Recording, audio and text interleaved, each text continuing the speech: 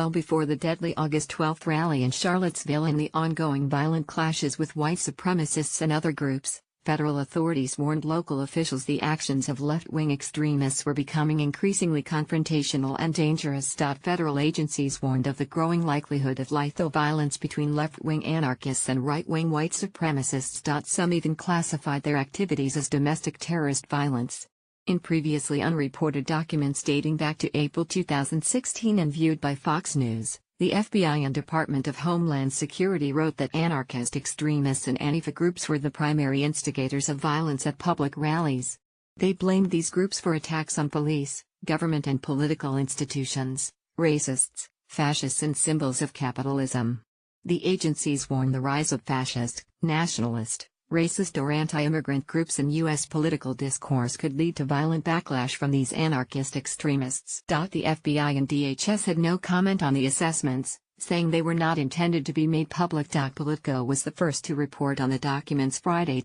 Brian Levin, a former New York City police officer who monitors domestic militants at the Center for Study of Hate and Extremism at California State University, San Bernardino, cautioned calling all members of the Antifa movement domestic terrorists, and said not all tolerate the use of violence while protesting.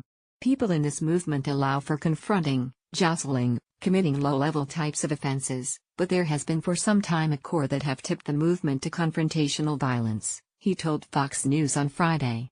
The hardest edge in the Antifa spectrum comes under that category. Not all Antifa are busting heads, he added. The same could be said for members of the alt-right, some of whom tolerate and justify the use of violence. In recent decades, authorities have focused almost exclusively on right-wing groups as the most likely instigators of domestic terrorist violence, especially after Timothy McVeigh blew up the Oklahoma City Federal Building in 1995, killing 168 people. But groups such as Antifa, which is short for anti-fascist, have been growing in numbers and becoming more tolerant about using violence. The violent clashes in Charlottesville on August 12 that left one woman dead was only one recent event that drew dozens, and in some cases hundreds, of people on both sides, many of whom were armed and looking for a fight. Some DHS and FBI intelligence reports began flagging protesters before the election, Politico reported.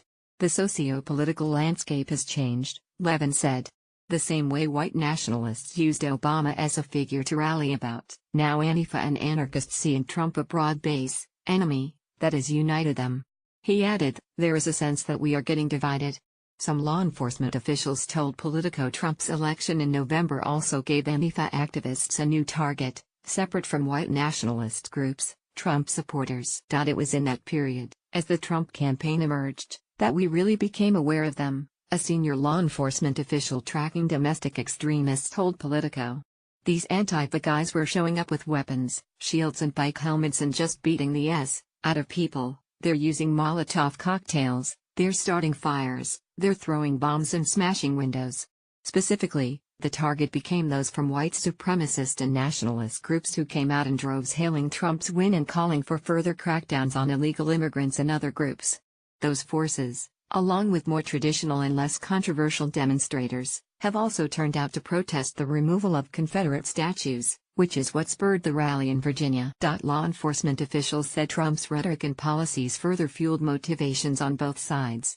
Every time they have one of these protests where both sides are bringing guns, there are sphincters tightening in my world.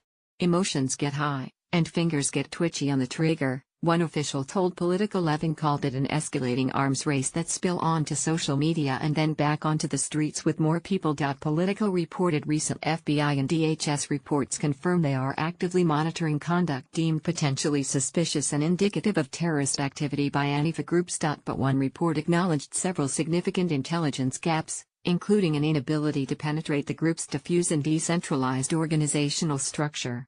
They said this makes it harder for law enforcement to identify violent groups and individuals.